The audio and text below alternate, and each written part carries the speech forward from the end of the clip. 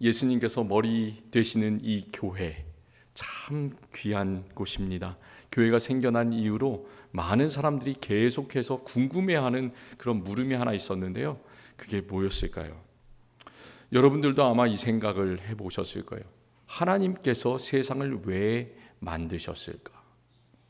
생각해 보셨습니까?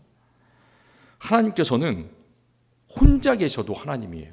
세상을 만드시지 않으셨어도 하나님의 존귀와 하나님의 위엄과 하나님의 권능은 아무 지장이 없습니다. 하나님은 존재 자체이신, 스스로 계신 하나님이십니다. I am who I am이라고 출애굽기 3장에서 모세에게 설명하시잖아요. 나는 스스로 있는 자니라. 하나님은 그런 분이십니다. 그런데도 세상을 만드시고 참 부족한 인간들을 무엇대로 만드셨습니까? 하나님의 형상대로 만드셨잖아요. 그래서 우리가 참 못난 것 같아도 우리 안에는 하나님의 마음이 있고 하나님의 생각이 있고 하나님의 온화한 그런 모습들이 있습니다. 왜 그렇게 하나님께서 우리를 만드셨을까? 세상을 만드셨을까?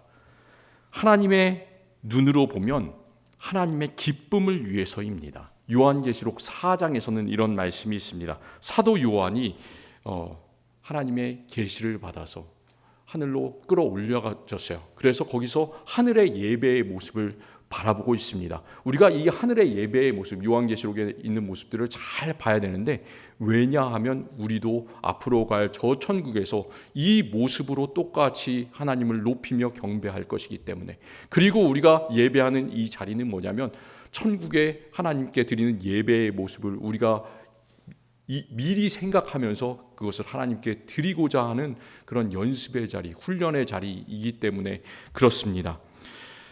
가운데는 누가 앉아 계십니까? 하늘의 예배의 자리에서 그 큰 보좌의 가운데 하나님께서 앉아 계십니다. 그리고 그 보좌의 둘레에는 24보좌가 있는데요. 24개의 그 보좌들에는 장로들이 흰 옷을 입고 머리에는 면류관을 쓰고 그들이 뭘 합니까?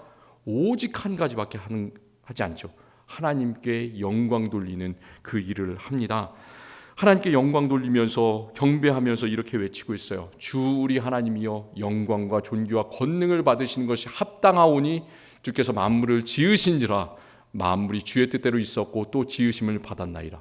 왜 우리들이 하나님을 찬양합니까? 하나님께서 만물을 지으셨기 때문에. 지음 받은 사람은 그냥 순종하는 겁니다. 하나님께서 모든 것을 만드시기 때문에 만들어진 피조물들이 하나님께 드려지는 것은, 찬양을 드리는 것은 당연합니다. 창세기에서 천지를 만드시는 그 장면을 보면 하나님께서 만드시기 전에는 무엇이 있었습니까? 아주 좋지 않은 것들이 있었죠. 혼돈과 공허와 흑암이 있었습니다. 무질서가 있었습니다. 그것으로는 아무것도 할 수 없었죠. 그런데 하나님께서 말씀을 통해서 세상을 만드십니다. 뭐라고 말씀하세요? 빛이 있으라 라고 하니까 그 어두움이 물러가고 하나님의 말씀대로 질서가 오는 거예요. 빛이 오는 겁니다. 순식간에 그것이 다 어두운 것이 사라지고 하나님의 질서의 아름다운 세계로 변화가 됩니다.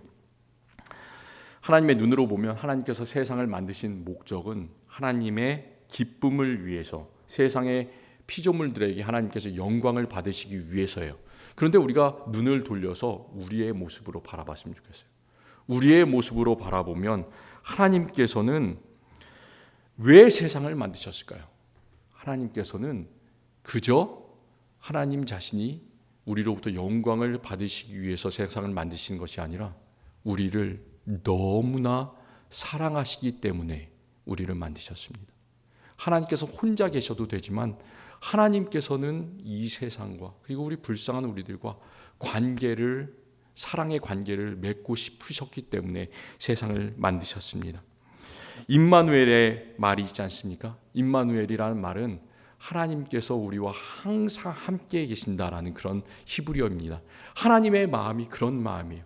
하나님께서는 항상 세상을 만들 때부터, 그리고 사람들이 하나님을 멀어져서 떠나가고 불순종할 때도, 예수 그리스도를 보내신 이유도, 그리고 지금 교회를 세우셔서 이 안에서 성령으로서 역사하신 이유도 그 모든 이유가 하나님께서는 우리를 너무나 사랑하시고 우리와 항상 함께 계시기 위해서입니다. 우리가 늘 그걸 기억했으면 좋겠어요. 우리는 떨어져 있는 게 좋은 것이 아니에요. 항상 모여서 함께하는 것이 참 중요하고 아름답습니다. 오늘 읽은 요한복음 1장에서도 사도 요한은 참 놀라운 하나님의 영감을 받아서 창세기의 천지창조의 모습을 다시 쓰고 있어요. 천지창조를 하실 때 태초에 하나님이 천지를 창조하셨느니라 그런 말이 나오는데, 그 말씀으로 천지를 창조하셨다는 그 말씀은 우리의 입에서 나오는 별 의미 없는 그런 말이 아니에요. 그 말씀이 무엇일까요? 그 말씀은 태초에 아버지 하나님과 함께 계셨던 아들 그리스도다. 그 말씀 자체이신 예수 그리스도라고 하십니다.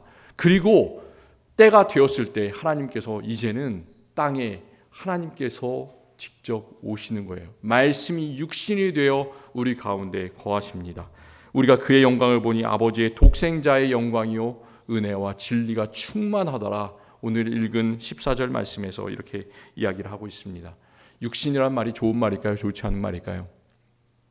우리의 육신 한번 생각해 보세요. 우리의 육신이 아주 건강합니까? 똑같습니까? 한 20대를 생각해 보면 우리 팔팔했지 않습니까? 그런데 벌써 10년, 20년, 30년 지날수록 몸이 아프고 허리도 아프고, 오늘 아침에 눈을 조금 치웠더니 허리가 뻐근하고 뭐 이렇습니다. 어쩔 수가 없는 거예요. 육신은 좋지가 않은 겁니다. 우리의 생각에는. 그렇잖아요. 육신은 후패합니다. 낡아져갑니다.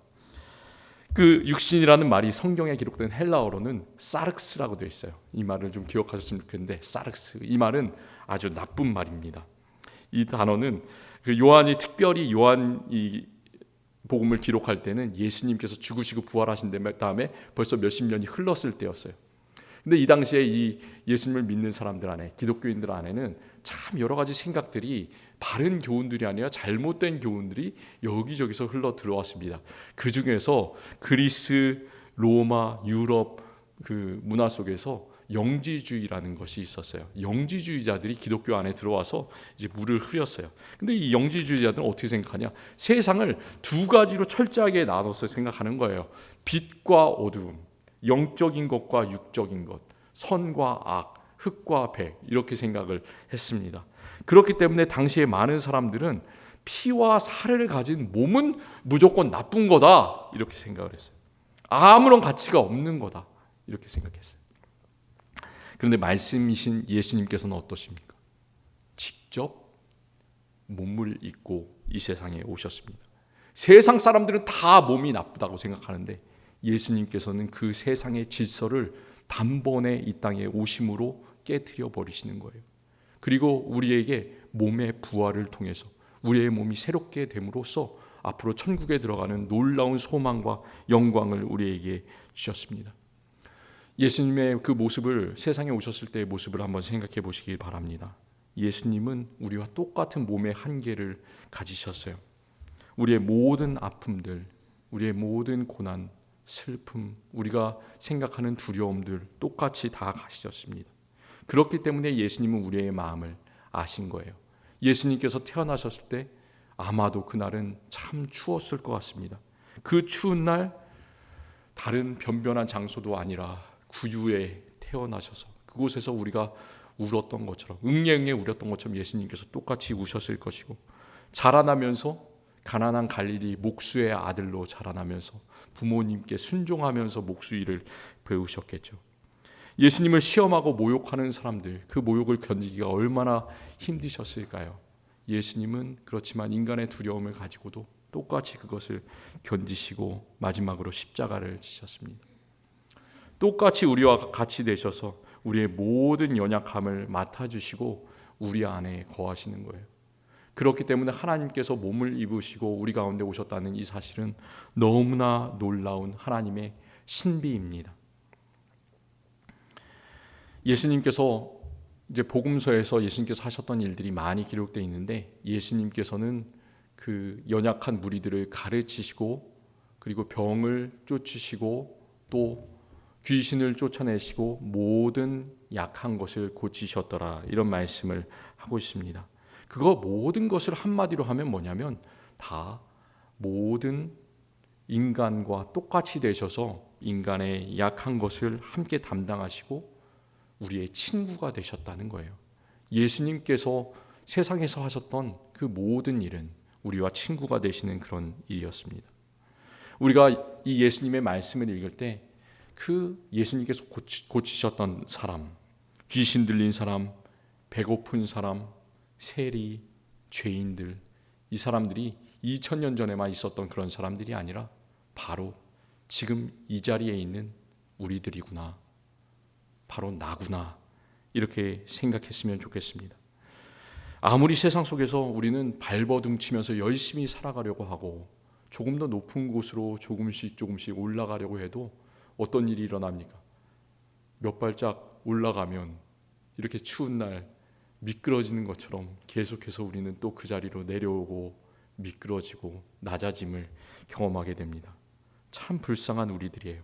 그런데 예수님께서는 그 불쌍한 우리들을 핀잔하지 않으시고요, 비판하지 않으시고 그냥 우리 옆에 계셔 주십니다. 그래서 우리를 감싸 안으시고 또 우리와 함께 울어주시고 또 우리의 구주가 되어 주십니다. 히브리서 기자는 이렇게 말씀해요. 믿음의 주요 또 온전케 하시는 이인 예수를 바라보자. 그는 그 앞에 있는 기쁨을 위하여 십자가를 참으사 부끄러움을 개의치 아니하시더니 하나님 보좌 우편에 앉으셨느니라. 저는 이 말씀에서 부끄러움이라는 단어가 제 마음에 와 닿습니다.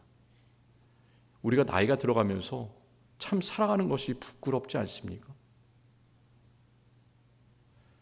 참 부끄럽습니다. 우리 한국 문화는 특별히 체면 문화가 있지 않습니까? 그래서 우리가 가족에서 내가 아버지라면, 어머니라면 내가 이 정도의 모습을 내 자녀에게 보여줘야 될 텐데 내가 그러지 못할 때가 참 많이 있어요. 내가 교회에서 신앙생활을 20년, 30년 했다면 나는 믿음의 본을 다른 성도들에게 이 정도는 보여줘야 될 텐데 근데 그렇게 하지 못합니다. 우리가 이런 기대한 만큼 이루지 못하면 우리는 다른 사람들 앞에서 참 부끄러울 때가 많습니다. 어디로 숨고 싶을 때가 많아요. 근데 이 말씀을 보시고 큰 위로를 받으셨으면 좋겠어요. 예수님께서는 우리와 똑같으셨지만 옷을 벌거벗김을 당하시고 채찍을 맞으시고 십자가를 지셨지만 예수님은 부끄러워하셨습니까? 예수님은 그러지 않으셨어요. 예수님은 부끄러움을 개의치 아니하셨어요. 그렇기 때문에 하나님께서 그를 올리셔서 하나님 보좌에 앉히셨습니다. 이제는 부끄러워하지 마시기를 바랍니다. 낙심하지 마시기를 바랍니다. 대신에 피곤해하지 마시고 우리 마음속에서 예수 그리스도의 그 기쁨을 채우시기를 바랍니다. 예수님의 사랑을 채우시기를 바랍니다. 예수님께서는 이 세상에 오셔서 이 모든 것을 우리가 촛불을 켰던 것처럼 사랑과 기쁨으로 변화시켜 주셨습니다. 예수님 안에 요한복음에서는 빛과 생명이 있었다라고 했는데 우리는 누구를 믿는 사람이에요? 예수님을 믿는 사람입니다. 그렇기 때문에 예수님의 빛과 생명이 고스란히 그대로 우리 마음속에 있습니다. 우리는 빛의 사람이고 우리는 영원한 생명을 가진 사람들입니다. 그렇기 때문에 세상의 어떤 곳에도 흔들리지 마시고 그 영원한 생명을 받아서 누리시는 우리 모든 성도님들 되시기를 바랍니다. 오늘 우리 계속해서 하나님을 찬양하는 것처럼 우리의 모든 삶이 감사와 찬양으로 채워지기를 원합니다. 기도하겠습니다. 믿음의 주요 또 온전케 하시는 이인 예수를 바라보자. 우리가 바라볼 분은 오직 예수님 한 분밖에 없습니다. 하나님께서 우리와 함께 계시기 위해서 우리를 너무나 사랑하셔서 하나밖에 없는 그 외아들 우리 주 예수 그리스도를 우리에게 보내주셨습니다. 얼마나 감사한지요. 우리를 살아가는 세상의 삶이 참 부끄러움으로 가득 찹니다. 잘 살아가지 못할 때가 많이 있습니다. 다른 사람들에 대해서 잘하지 못하고 상처를 줄 때도 있습니다. 주님 불쌍히 여겨 주시옵소서. 우리 부끄러움을 개의치 않고 오직 예수 그리스도만 전하면서 살아갈 때 우리 앞에 천국의 놀라운 잔치가 보장되었음을 기억하며 하나님 따라가는 우리들 되게 하여 주시옵소서. 예수 그리스도의 이름으로 간절히 기도합니다.